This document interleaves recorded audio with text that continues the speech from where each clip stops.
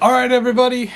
Welcome back to CJ's Card Corner. Yesterday, we talked about the veterans and the breakouts from previous years or comebacks.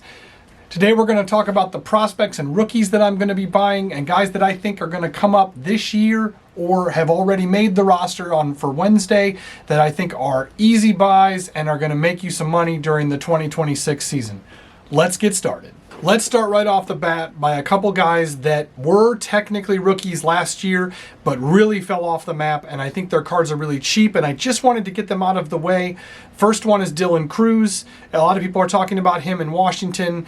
He was a top-tier candidate to be Rookie of the Year. He's a perennial darling for all of the people that buy Bowman cards and that are excited about Bowman. Dylan Cruz is an easy buy right now. His cards are way too cheap.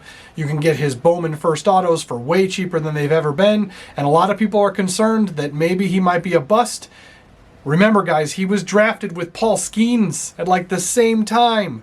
Both these guys were easy 1s and 2s, and everybody thought Dylan Cruz was a sure thing.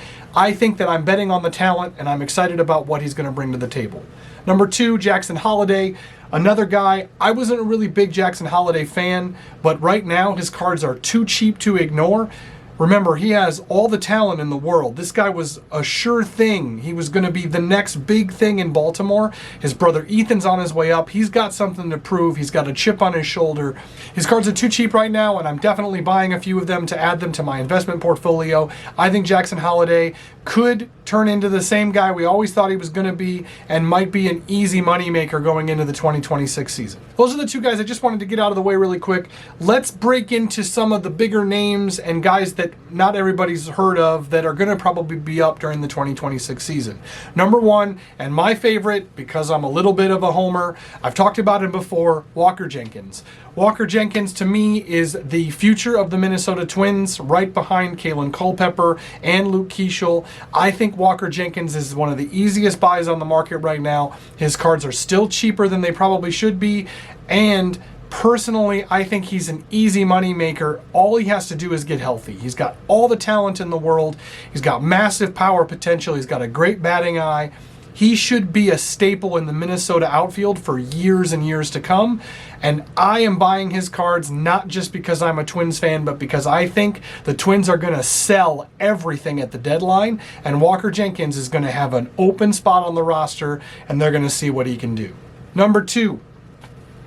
This guy is super hot right now. His name is Lucas Ramirez. He plays for the Angels.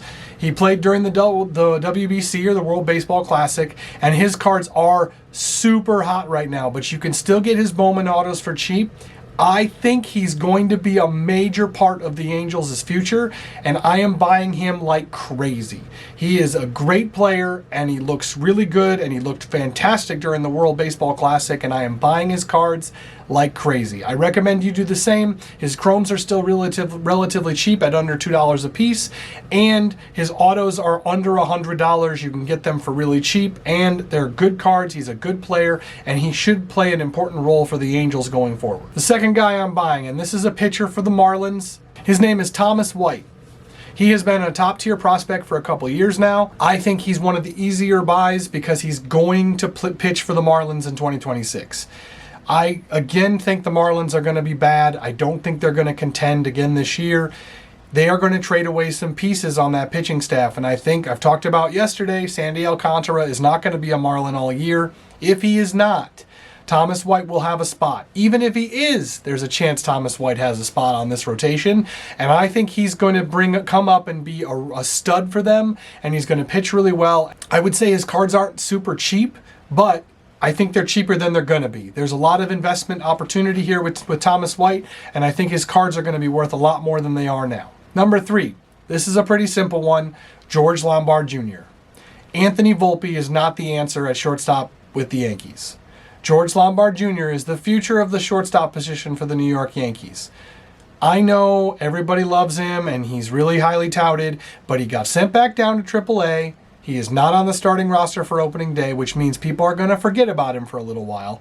You should be able to get his autos and his Bowman firsts at a little less of a price than you did before.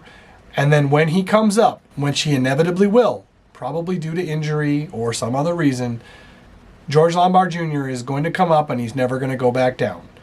He's going to be a stud for them for years to come, and I truly believe that George Lombard Jr. is close to the next Derek Jeter for the New York Yankees going forward. He should be there for the next 10 to 15 years. Next is Ryan Rodriguez for the St. Louis Cardinals. He's the top catching prospect in all of baseball. Now that Samuel Basallo for the Orioles has graduated, Rodriguez is the new catcher name that everybody's going to be watching. He had an awesome spring, and I don't think there's anything holding him back with the Cardinals now, because they just don't have anybody at that position that's really super solid. I really like Ivan Herrera, but he just cannot stay healthy, and I don't think he's a catcher for them. I think he's going to be a DH, and really it's all about his bat, whereas Rodriguez is both a great bat and a good catcher.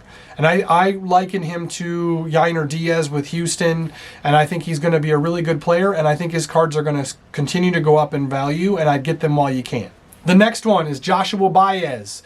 He is another super hot name out of spring training. He is hitting for massive power. Baez is no longer a sleeper. This guy was a hidden gem for me. I've got a ton of his Bowman cards. They are very difficult to find because they're from 2022. But then he hit 3 home runs in 3 straight spring training games, and now everybody knows his name, and he seems like another one of those Cardinals prospects that everybody is excited about. They don't have anyone. The Cardinals are going to bring these guys up and let them play. Because, let's be real, we're pretty sure Jordan Walker is a bust. I don't think he's going to have the opportunity to play for long, and they're just not going to let him sit there and bat under 200 all season. Some of these guys are going to come up. They're going to have a place to play. I think that Joshua Baez might be one of those. He's still super young, but he has all the talent in the world, and I am buying his cards where I can get them, and they are getting harder and harder to find. I recommend getting them while you can because he's got massive power potential. All right, last but not least, this one is my favorite. I am a huge fan of this guy. I am buying his cards like wildfire. Ryan Waldschmidt of the Arizona Diamondbacks. This guy has so much potential. I am such a huge fan. I am buying him both in my card system and in my fantasy system. I think Ryan Waldschmidt is the future of the Arizona Diamondbacks along with Corbin Carroll, and I think these guys are going to carry that Diamondbacks team a super long way. They just need a little bit of pitching. Ryan Waldschmidt is an absolute buy for me. His cards are still not super expensive, and you can get his Bowman first autos at a decent price, and I think they're going to double in price before the end of the year. They will be a great investment, mark my words, a great investment as soon as he gets called up to sell, so that no matter what he does, whether it's good or bad, you're going to make a profit, and I think his cards are going to be valuable.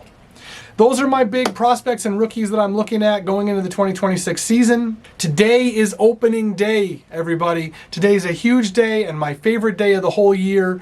I am so excited to watch pitches finally get thrown and for them to actually matter. I'm so excited to see these guys play and see if any of my predictions about the new season are correct. If you're interested in more of this Bowman content, more of these prospects and rookies that I'm excited about and that I'm buying right now for investing purposes, comment down below. Tell me who you're buying going into this season and who you're excited about. And don't forget that if you want more of this content, you need to like and subscribe, because that tells the algorithm that you're interested and that you like my content, and then it'll show it to more people, and it allows me to do more of these videos. Thank you so much for hanging out with me today. Thanks for stopping by to talk baseball. You know, it's one of my favorite things to do in the whole wide world. And I'm looking forward to seeing you in the next one. And let's go play ball.